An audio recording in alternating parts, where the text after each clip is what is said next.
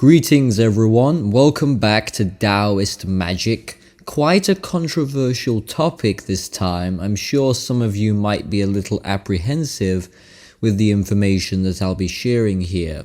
I'm going to be discussing baneful Taoist practices that will allow you to curse a person by hexing their shadow with the use of a cane.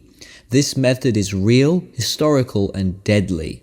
I want to start off with a very clear warning.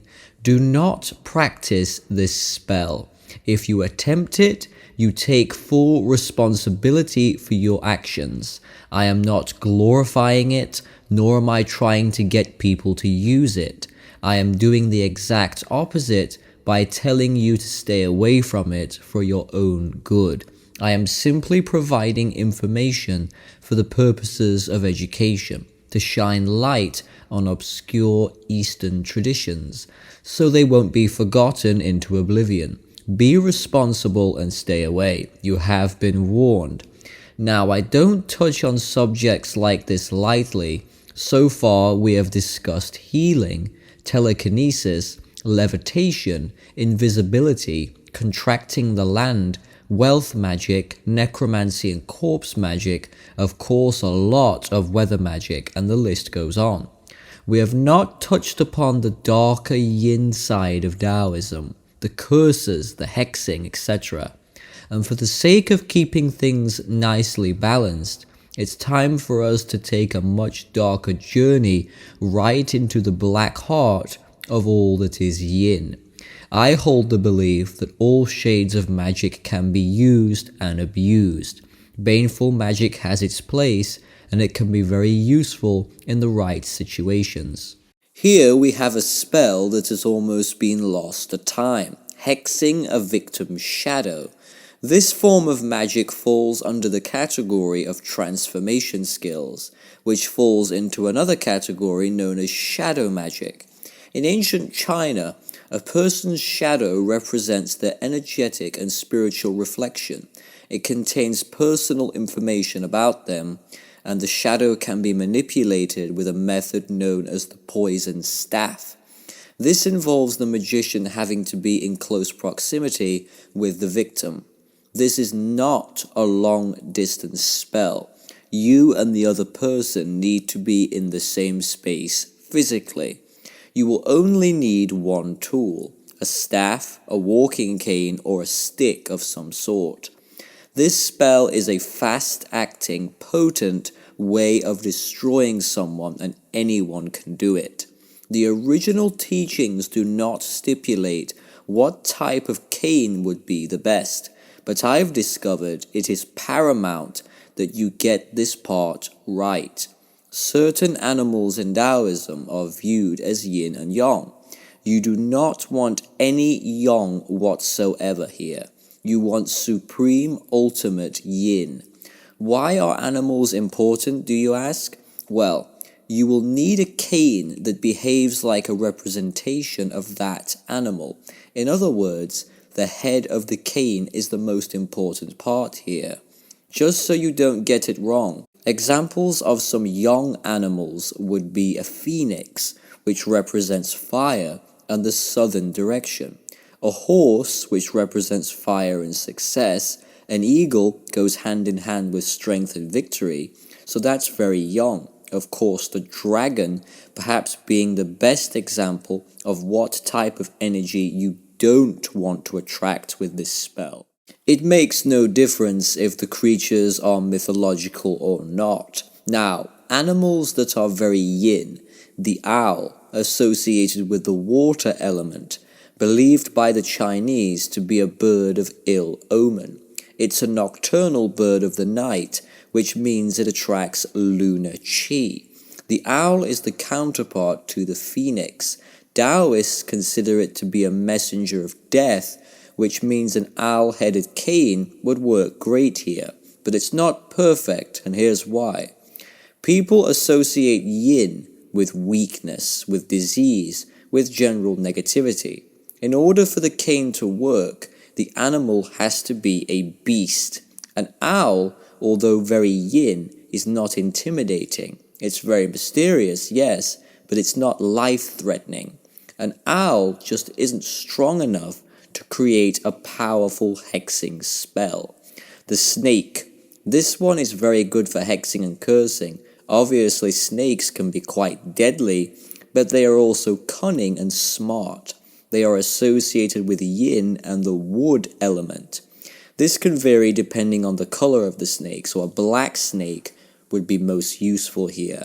It's also an animal that is related to great psychic powers, and it has the ability of being able to manipulate a person's subconscious mind. A snake head cane would certainly do the job. A fox would be somewhat appropriate here, representing yin and the earth element. Foxes in China are seen as wily, deceitful, trickster-like animals, which in ancient Chinese belief, people viewed foxes as demonic creatures, believing that demons would travel on the back of foxes and bring harmful qi.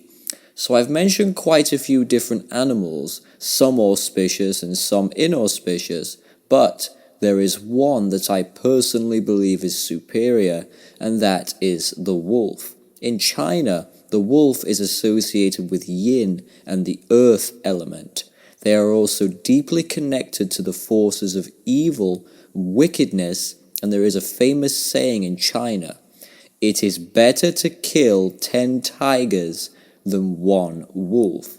This saying comes from the fact that wolves tend to be solitary, but if one of their own is killed, they will also take revenge. Keep the word revenge in mind. Remember, we are talking about cursing and hexing here. Let's relate this to our own human experience. Let's say someone has wronged you, legitimately wronged you, and it seems like the universe is allowing them to get away with it. Maybe they've stolen from you or hurt you in some way. If you use the spirit of the wolf, you can have your revenge on them. Wolves are associated with the moon, very important with yin magic. The veil is much thinner at night, so if you plan on hexing someone, do the spell at night, preferably on a full moon. Wolves are also deeply connected to the underworld in Taoism. The underworld is a place that is located below the living earthly world, and wolves guide the souls of the dead to this area. I mentioned earlier, it helps to use an animal that can fight like a beast. Well, wolves are incredibly powerful. Not like a fox or an owl, a wolf could really rip you apart, and yet it's still supreme yin. So the choice is always yours, but I would recommend using a wolf head cane like the one that I have here. Find an animal that you feel a strong connection to and incorporate that animal into a talisman which you can use practically for ritual magic. Every culture and every person has a different interpretation of what animals represent good or evil. Just go with your gut instinct. I'm simply telling you from the Taoist perspective. When you make your decision, do not decide quickly, because the idea is that whatever animal you choose, it will be loyal to you, you should be loyal to it. Do your research, look into the correspondences, listen to your gut, let the ideas flow as they will, and then decide and try to stick to your decision. Once that decision has been made, you can either buy the cane with the proper head, or if you're like me, I had this one custom made, completely from scratch, because I wanted it to look like the cane that Andre Lenoge uses in one of my favorite shows, Storm of the Century. It's an outstanding show. In the show, Lenoge is a magician, a wizard, and he carries a wolf-headed cane, which he uses for all kinds of magical means. Please check out my videos on Storm of the Century if you are interested in knowing more. Once you have your cane physically with you, you can begin a ritual to invite the relevant spirit into the object, to transform it from just being a walking cane into a sorcerer's staff. So going with the wolf theme, you would reach out to a wolf deity or a wolf nature spirit, Ask the spirit, or usually what you would do is you would have a whole legion of spirits inside of the cane. Each one is assigned to a different task. One to attack, one to defend, one to help, and one to harm. Having an army of spirits is especially useful if you have a lot of enemies. Invite them into the cane and immediately tell them who is in charge. I want you to know something here. These spirits don't actually care about you. They don't care if you live a happy life or not. This is baneful yin magic. These spirits are only there for the vampirism. They will drain victims' chi and benefit from it. It's like food for the soul. If you can promise them, I have a victim for you to drain, you help me with my predicament, and I'll make sure you feed tonight. As long as you can do this and you can keep it up, then you should be okay. Don't let them go hungry, because then they will turn on you. The reward they get from protecting you makes them stay. They don't stay because they like you. Don't delude yourself into thinking these entities are friendly. It's important if you use the poison staff method of hexing, you yourself must have an immunity to the magic. Don't fall victim to your own spell. Once you have enchanted the cane, you can then take action.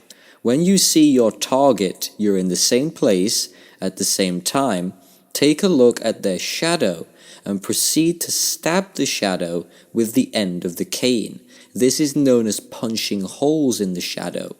Whilst doing this, you should be very quiet and quietly mumble destructive and dangerous incantations which are designed to weaken the victim's energy body. Don't make it look too obvious. Don't let the person know you are doing this. It has to be subtle, be covert. In ancient China, this method became so popular that people would hire spiritual assassins to practice shadow and cane magic to destroy their enemies. Whilst the magician is stabbing the victim's shadow, create mental pictures and vivid thoughts in your mind. If you have an intention to bankrupt a person, visualize them losing wealth as you perform the spell. Very often, wealth isn't the primary focus of this spell. It's mostly related to health and well-being, to drain and absorb a person's energy. This usually renders them sick.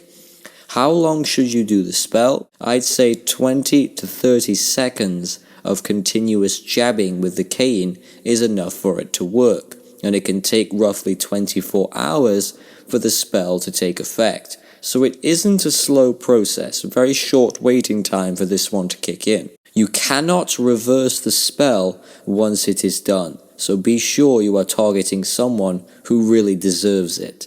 Some Taoists believe that certain points of the shadow should be targeted, like the heart, the stomach, and the head. Basically, all three dantians should be targeted with the cane. You are stabbing the energetic field of the person. It will have major effects on them. Once the shadow has been hexed, let the spirits do the rest of the work. The thing of it is, with this spell, you aren't hiding away in your temple cursing someone who is miles and miles away.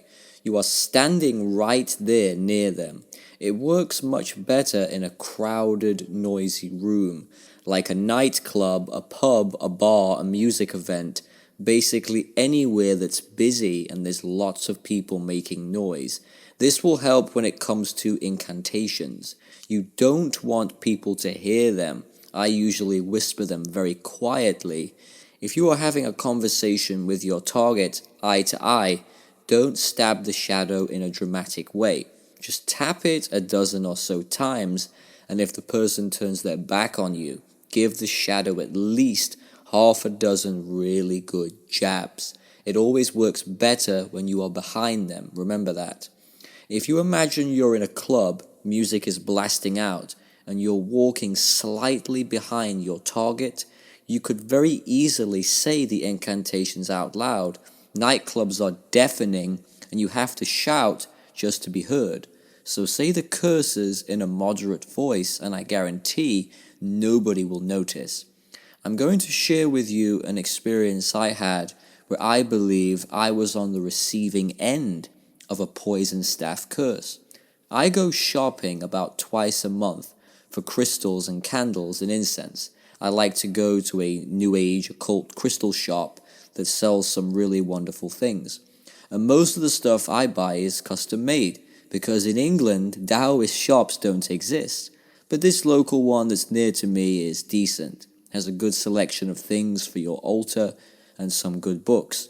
About 4 or 5 years ago, I think it was in 2015, I went shopping for the usual stuff at this store, and I was almost finished when I noticed a gentleman dressed in all black at the opposite end of the shop. This is a small shop, and there's never really anyone in there. It's never busy. I got a bad vibe from him, but I didn't know why, just a bad feeling. I noticed he turned to my direction, and I saw him wearing an amulet like this one here. It had the Tai Chi on it, yin and yang. I thought to myself, oh, okay, I wonder, is he a Taoist magician? I mean, it doesn't prove anything. I know people use the Tai Chi all of the time, and they don't know the first thing about real Taoism.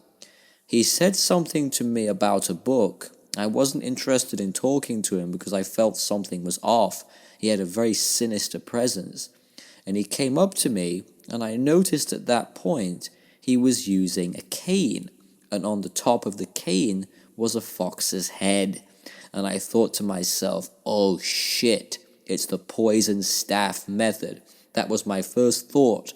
I looked down at my shadow, and there it was, very clear shadow, and I thought to myself, I'm getting out of here. He said something to me about a book that he read, and would I care to recommend him one, and I was very polite. I said, no, sorry, I have to be somewhere else. I'm very late, and I paid for my goods and left. Now, this doesn't prove that he had sinister intentions for me, but it's better to be safe than sorry. I hope he wasn't offended. How much do you bet he was probably just an ordinary guy trying to make conversation with me because I had a Tai Chi amulet on as well? I may have been paranoid. We'll never know. This was years ago before I had my own cane. If ever something like that happens again, I wouldn't have to flee because now I have a cane of my own to protect me. Always listen to your inner voice. If you feel like something isn't right, if you feel like something is sinister, trust that feeling because you do not want to be the victim of some type of curse. So that about covers the poison staff method of hexing and cursing. I will mention a few interesting points about Taoist canes and staffs. The materials that the stick is made from are of high importance. So if you decide to go with oak wood, you should know that oak wood canes are useful for weather magic and earth magic. So basically nature manipulation. Oak is yang and it corresponds to the sun. Very masculine type of energy. Now bamboo. Bamboo canes are some of the most desirable in the Taoist system. In China, bamboo is seen as the symbol of virtue due to the fact that the stem itself is empty, and they call this the heart.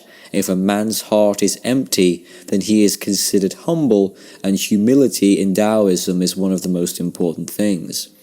Another attractive trait of bamboo, Taoists consider it to be like the nobleman because it never changes with the seasons. It stays as it is all year round. Bamboo knows its power and is confident to stand tall through any external change. Bamboo is also green all year round, and this represents longevity and living a long life. So lots of positive characteristics for bamboo. So thank you for watching this, everyone. I'll be back soon with more Taoist magic. Take care.